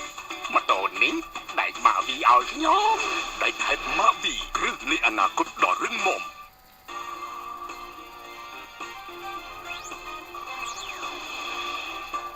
Amnesty International អំពាវនាវឲ្យ មេកស៊ីកស៊ើបអង្កេតលើក្រុមយោធាពាក់ព័ន្ធទៅនឹងសំណុំរឿងបាត់ខ្លួនសរសៃ13នាក់10នាក់បាត់ខ្លួននៅឯដាក់គ្រោះថ្នាក់លិចទូកនេសាទព្រះអង្គម្ចាស់ Salman bin Abdul Aziz Al Saud ឡើងគ្រងរាជ្យបន្តពីព្រះចៅ Abdullah ដែលសោយទីមង្គតក្នុងព្រះជន្ម90 លោកស្រីអ្នកនាងកញ្ញាទូរទស្សនិកជនជាទីគោរពព្រះចៅអាប់ឌុលឡានៃប្រទេសអារ៉ាប៊ីសាអូឌីតជាសម្ព័ន្ធមិត្តដ៏មានឥទ្ធិពលរបស់សហរដ្ឋអាមេរិកដែលចូលរួមនឹងក្រុងវ៉ាស៊ីនតោនប្រយុទ្ធប្រឆាំងទៅនឹងក្រុមអាល់កៃដានិងបានស្វែងរកធ្វើទំនើបភាពឧបនីយកម្មនៅលើរាជាណាចក្រមូស្លីមអភិរក្សអ៊ុលត្រាជាមួយនឹងការបង្កើនតាមកម្រិតប៉ុន្តែមានការកែតម្រង់យ៉ាងធំធេងនៅក្នុងនោះមានជំរុញឱកាសដល់ស្ត្រីនោះបានចូលទីវង្គតក្នុងព្រះជន្មាយុ90ព្រះវស្សាជាជាងការពៀខ្លួននិងគំនិតចង្អៀតចង្អល់ហួសសម័យរបស់បណ្ដាបុព្វការីជនព្រះចៅអាប់ឌុលឡាមានទំនុកចិត្តលើខ្លួនឯងក្នុងការថ្លឹងថ្លែងបញ្ហានៅក្នុងប្រទេសដែលស្ដុកស្ដំដោយប្រេងរបស់ព្រះអង្គនៅពីក្រោយការធ្វើឲ្យតំបន់មជ្ឈិមបូព៌ាមានភាពរឹងមាំអាទិភាពជាចម្បងរបស់ព្រះអង្គគឺទប់ទល់ទៅនឹងឥទ្ធិពលរបស់បច្ចាមិត្តជាពិសេសពួកស៊ីអ៊ីតនៅប្រទេសអ៊ីរ៉ង់គ្រប់ទីកន្លែងដែលព្យាយាមធ្វើឲ្យមានការអភិវឌ្ឍព្រះអង្គនិងព្រះមហាក្សត្រស៊ូនីអារ៉ាប់ឯទៀតក៏មានការជំទាស់ឲ្យបញ្ឈប់ការធ្វើបាតកម្មបះបោរដោយមើលឃើញថាទង្វើនេះវាគំរាមមកលើស្ថិរភាពនិងការគ្រប់គ្រងរបស់ខ្លួនចំពោះបញ្ហាស៊ីរីព្រះចៅអាប់ឌុលឡាបានគាំទ្រនិងបំពាក់អាវុធក្រុមបះបោរក្នុងការប្រយុទ្ធដើម្បីទម្លាក់លោកប្រធានាធិបតីបាសាអាសាដដែលជាសម្ព័ន្ធមិត្តអារ៉ាប់ដ៏កំពូលរបស់អ៊ីរ៉ង់ជាមួយប្រទេសដែលនាំប្រេងធំជាងគេនៅលើពិភពលោកប្រទេសអារ៉ាប៊ីសាអូឌីតគឺជាប្រទេសមានសម្បត្តិដ៏ស្ដុកស្ដម្ភប៉ុន្តែប្រជាជនមានទ្រព្យសម្បត្តិខុសគ្នាហើយយុវជនដែលមានចំនួនកើនឡើងត្រូវការងារផ្ទះនិងការសិក្សាជាងពាក់កណ្ដាលនៃប្រជាជន20លាននាក់ក្នុងពេលបច្ចុប្បន្នស្ថិតក្រោមអាយុ25ឆ្នាំព្រះចៅអាប់ឌុលឡាជាអ្នកគាំទ្រការសិក្សាដ៏ខ្លាំងមួយបានកសាងសាកលវិទ្យាល័យជាច្រើនក្នុងប្រទេសហើយបង្កើនអាហារូបករណ៍ដល់និស្សិតអារ៉ាប់ជាទូទៅឲ្យបានរៀននៅបរទេសជាលើកទី1ព្រះចៅអាប់ឌុលឡាបានផ្ដល់អាសនៈដល់ស្ត្រីនៅក្នុងក្រុមប្រឹក្សាស៊ូរ៉ាជាអង្គការមិនមានការបោះឆ្នោតជ្រើសរើសដែលជាអ្នកផ្ដល់ការប្រឹក្សាដល់ព្រះមហាក្សត្រនិងរដ្ឋាភិបាល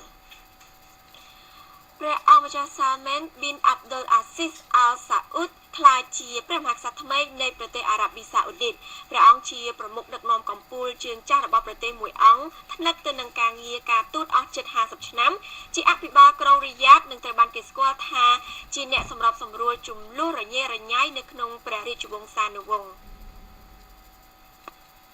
ព្រះអង្គម្ចាស់ដែលមានព្រះជន្ម79ព្រះវស្សាអង្គនេះបានបំពេញភារកិច្ចយ៉ាងច្រើនជំនួសព្រះមហាក្សត្រអស់ជាច្រើនឆ្នាំមកហើយនៅពេលដែលព្រះចៅអាប់ឌុលឡាជាម្ចាស់បទដានរបស់ព្រះអង្គមានព្រះឈួនហើយមិនអាចមានសមត្ថភាពបំពេញព្រះរាជកិច្ចព្រះចៅអាប់ឌុលឡាបានយាងចូលព្រះទីវង្គតនៅជាងពាក់កណ្ដាលអាធ្រាត្រថ្ងៃសុក្រក្នុងព្រះជន្មាយុ90ព្រះវស្សាព្រះអង្គម្ចាស់ Salman បានបម្រើការងារជារដ្ឋមន្ត្រីការពារប្រទេសចាប់តាំងពីឆ្នាំ2011ហើយក៏ជាប្រមុខដឹកនាំក្រសួងដែរនៅពេលដែលប្រទេសអារ៉ាប៊ីសាអូឌីតចូលរួមជាមួយសហរដ្ឋអាមេរិកនិងប្រទេសអារ៉ាប់ឯទៀតនៅក្នុងការវាយប្រហារពីដែនអាកាសនៅប្រទេសស៊ីរីនៅក្នុងឆ្នាំ2014ប្រឆាំងទៅនឹងក្រុមរដ្ឋអ៊ីស្លាមព្រះចៅថ្មីនៃប្រទេសអង្គនេះក៏ត្រូវបានគេលើកសំណួរពាក់ព័ន្ធទៅនឹងសុខភាពរបស់ព្រះអង្គដែរព្រះអង្គធ្លាប់មានជំងឺដាច់សរសៃឈាមក្នុងខួរក្បាលយ៉ាងហោចណាស់ក៏ម្ដងដែរដែលធ្វើឲ្យព្រះអង្គធ្វើចលនាមានកម្រិតនៅដៃខាងឆ្វេងព្រះចៅ Salman គឺជាព្រះរាជបុត្រមួយអង្គក្នុងចំណោមព្រះរាជបុត្រជាច្រើនសិបអង្គរបស់ព្រះចៅ Abdul Aziz Al Saud ថ្មីបើព្រះអង្គមានរាជបុត្រជាង50អង្គពីព្រះមហាក្សត្រចម្រុះក៏ដោយជាពិសេសទៀតនោះព្រះអង្គគឺជាបុត្រមួយអង្គដែលគេហៅថា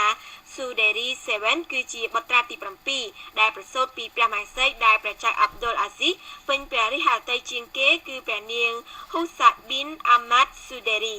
ព្រះរាជបុត្រទាំង7អង្គត្រូវបានគេមើលឃើញថាជាអ្នកមានអំណាចខ្លាំងនៅក្នុងព្រះរាជវង្សានុវង្សព្រះចៅ Salman ក៏មានឈ្មោះល្បីដែរនៅក្នុងទំនាក់ទំនងជាទូលំទូលាយជាមួយនឹងក្រុមកុលសម្ព័ន្ធនៃប្រទេសនិងឥទ្ធិពលរបស់ព្រះអង្គនៅក្នុងការពង្រីកបណ្ដាញពាណិជ្ជកម្មរបស់ព្រះញាតិវង្សានុវង្សនៅក្នុងនោះជាបង្គោលនៅក្នុងសារព័ត៌មាន Pan Arab Asha Al Asad ប្រមុខយោធាអាមេរិកលោក Chuck Hagel បានលើកឡើងអំពីបញ្ហាកាលពីថ្ងៃប្រហ័សជាមួយនឹងនាយករដ្ឋមន្ត្រីអ៊ីរ៉ាក់ដែលនិយាយថាសហរដ្ឋអាមេរិកយឺតពេកហើយនៅក្នុងការផ្ដល់អាវុធនិងការហ្វឹកហាត់ដល់ប្រទេសរបស់លោកនាយរដ្ឋមន្ត្រី Al Abadi បានកោតសរសើរអំពីការសហការលើយុទ្ធនាការដែនអាកាស ប៉ុន្តែលោកបានអំពាវនាវរកជំនួយបន្ថែមលោកបានប្រាប់សារព័ត៌មាន AP ក្នុងកិច្ចសម្ភាសន៍ថាយើងពេលនេះស្ទើរតែគ្រប់គ្រងដោយខ្លួនឯងទាំងអស់នៅក្នុងការស្ដីបន្ទោសមួយលោក Hagel ប្រមុខយោធាអាមេរិកបាននិយាយទៅកាន់អ្នកកាសែតថាខ្ញុំមិនយល់ស្របចំពោះការអធិប្បាយរបស់លោកនាយករដ្ឋមន្ត្រីអ៊ីរ៉ាក់ទេខ្ញុំអាចនិយាយជាងនេះទៀតថាខ្ញុំមិនគិតថាពួកគេមានប្រយោជន៍នោះទេយើងមានសម្ព័ន្ធមិត្តជាង60ប្រទេសដែលបានមកជួបជុំគ្នាជួយដល់អ៊ីរ៉ាក់ហើយខ្ញុំគិតថាលោកនាយរដ្ឋមន្ត្រីប្រហែលជាអាចគិតច្រើនបន្តិចលើបញ្ហានេះនិយាយនៅក្នុងសន្និសីទសារព័ត៌មានដែលអាចជាសន្និសីទចុងក្រោយរបស់លោកនៅមន្ទីរ Pentagon លោក Hagel បានបង្ហាញអំពីបញ្ជីឈ្មោះអាវុធនិងឧបករណ៍ដែលសហរដ្ឋអាមេរិកបានផ្ដល់ឲ្យអ៊ីរ៉ាក់ដែលរួមមានយ៉ាងហោចណាស់គ្រាប់មីស៊ីល 1500 គ្រាប់និងអាវុធធុនតូចរាប់ពាន់និងព្រមទាំងគ្រាប់រំសេវជាដើមលោកបានបន្ថែមទៀតថានៅពេលនេះនៅអ៊ីរ៉ាក់មានជំរំហ្វឹកហាត់ចំនួន3ហើយជំរំទី4នឹងត្រូវមានប្រតិបត្តិការនៅក្នុងពេលឆាប់ៗលោក Hagel ដែលជួបជាមួយលោក Al-Abadi នៅប្រទេសអ៊ីរ៉ាក់កាលពីខែមុនបាននិយាយថាសហរដ្ឋអាមេរិកនឹងធ្វើអ្វីគ្រប់យ៉ាងដែលអាចធ្វើទៅបានដើម្បីជួយប្រទេសអ៊ីរ៉ាក់នេះហើយលោកបានបន្ថែមទៀតថាលំហូរនៃគ្រឿងសព្វាវុធនឹងបន្តទៅនៅក្នុងអត្រាដ៏លឿនអង្គការ Amnesty International កាលពីថ្ងៃប្រហ័សបានអំពាវនាវឲ្យរដ្ឋាភិបាលមិចស៊ិកស៊ើបអង្កេតលើក្រុមយោធាទៅលើសំណុំរឿងបាត់ខ្លួនសិស្ស43នាក់នៅភាគខាងត្បូងប្រទេសកាលពីចុងខែកញ្ញាកន្លងទៅនេះក្រុមសកម្មជនសិទ្ធិមនុស្សដែលមានមូលដ្ឋាននៅក្រុងឡុងបានបន្ទោសក្រុមទាហានដែលមិនបានជួយដល់សិស្សទាំងនោះអំឡុងពេលសន្និសីទសារព័ត៌មានក្នុងទីក្រុងមិចស៊ិកអេរីកាហ្គូវ៉ារ៉ានាយកអង្គការ Amnesty International អាមេរិកបាននិយាយថាមានការចង្អុលបង្ហាញថាការការពារនិងបិទបាំងលើរឿងឧក្រិដ្ឋកម្មនេះនិងការចោទប្រកាន់យ៉ាងធ្ងន់ធ្ងរគឺជាផ្នែកមួយនៃនយោបាយយោធារបស់ប្រទេសអាជ្ញាធរបាននិយាយថាសិស្សទាំងនោះត្រូវបានប៉ូលីសតំបន់ឃុំឃាំងហើយក្រោយមកប៉ូលីសនោះបានបញ្ជូនពួកគេទៅឲ្យក្រុមអន្តរពាលគ្រឿងញៀនដែលបានយកសិស្សទាំងនោះទៅសម្លាប់និងដុតសាកសពចោលឪពុកម្ដាយរបស់សិស្សដែលបាត់ខ្លួននិងក្រុមអ្នកគាំទ្រពួកគេមានចម្ងល់ថាហេតុអ្វីបានជាយោធាមិនធ្វើអ្វីសោះដើម្បីបញ្ឈប់ការចាប់ខ្លួនដែលបានកាត់ឡើងនៅក្បែរមូលដ្ឋានទ័ពនោះតែអាជ្ញាធរបាននិយាយថាយោធាធ្វើបែបនេះគឺត្រឹមត្រូវណាស់ដែលមិនចូលពាក់ព័ន្ធទៅក្នុងរឿងនោះបាតុករប្រឆាំងរដ្ឋាភិបាលបានចូលទៅក្នុងរដ្ឋធានីប្រទេសហៃទីកាលពីថ្ងៃប្រហ័សដែលជាផ្នែកមួយនៃការបន្តការតវ៉ាដើម្បីទាមទារឲ្យប្រធានាធិបតីប្រទេសនេះចាកចេញពីតំណែងក្រុមបាតុករបានដុតសម្បកកង់និងកំទេចកំទីនានានិងបានឃាំងផ្លូវនានាដោយប្រើមែកឈើប្រធានាធិបតីបានផ្ដាំចូលកាន់តំណែងបន្ទាប់ពីសភាបានរំលាយនៅក្នុងឱកាសដែលស្ថានភាពដ៏ជូរចត់រវាងលោក Mattelly និងក្រុមអ្នកតំណាងរាស្ត្រប្រឆាំងក្រុមបាតុករប្រឆាំងដ៏រឹងមាំបានសន្យាធ្វើឲ្យមានរលកយ៉ាងធំតវ៉ានៅលើដងផ្លូវដើម្បីបង្ខំឲ្យលោកចាកចេញពីតំណែងលោក Mattelly បានឡើងកាន់តំណែងនៅក្នុងឆ្នាំ2011ហើយអាណត្តិរបស់លោកនឹងត្រូវបញ្ចប់នៅឆ្នាំក្រោយមនុស្ស10នាក់បានបាត់ខ្លួនបន្ទាប់ពីទូកនេសាទត្រីចិនមួយបានលិចនៅឯដែនទឹកអន្តរជាតិក្បែររមណីយដ្ឋានកោះជេជូនេះបើតាមសម្ដីក្រុមមន្ត្រីកូរ៉េខាងត្បូងនិយាយនៅថ្ងៃសុក្រនេះឆ្មាំសមុទ្រនៃកោះជេជូបាននិយាយថាមនុស្ស13នាក់បានស្ថិតនៅលើទូកដែលលិចនោះនៅពេលដែលវាលិចនៅម្ដុំចម្ងាយ160គីឡូម៉ែត្រពីកោះកាលពីល្ងាចថ្ងៃប្រហ័សអ្នកដែលរួចជីវិតបាននិយាយថាទូករបស់ពួកគេបានប៉ះទង្គិចជាមួយកប៉ាល់ដឹកទំនិញក្រុមមន្ត្រីឆ្មាំសមុទ្របាននិយាយថាអ្នកដែលនៅលើទូកមួយក្បែរទូកដែលលិចនោះបានជួយសង្គ្រោះមនុស្ស3នាក់ពីទូកដែលបានលិចលោកបាននិយាយថាឆ្មាំសមុទ្រកូរ៉េ3នាក់និងនាវាជើងទឹកនិងឧទ្ធម្ភាគចក្របានចេញទៅស្វែងរកសង្គ្រោះនៅលើតំបន់កាត់ហេតុកាលពីព្រលឹមថ្ងៃសុក្រនេះប៉ុន្តែបានត្រឹមតែឃើញទូកសង្គ្រោះដែលគ្មានមនុស្សប៉ុណ្ណោះក្នុងនោះក៏រួមមានការស្វែងរកសង្គ្រោះពីនាវាចិនផងដែរលោកស្រីអ្នកនាងកញ្ញាទូរទស្សនិកជនជាទីគោរពព័ត៌មានក្នុងប្រទេសនិងអន្តរជាតិដែលលោកអ្នកបានទស្សនារួចមកនេះចាប់តែប៉ុណ្ណេះសូមថ្លែងអំណរគុណចំពោះការតាមដានទស្សនារបស់លោកអ្នកនាងខ្ញុំសម្បូររិទ្ធអូនីកាសូមជម្រាប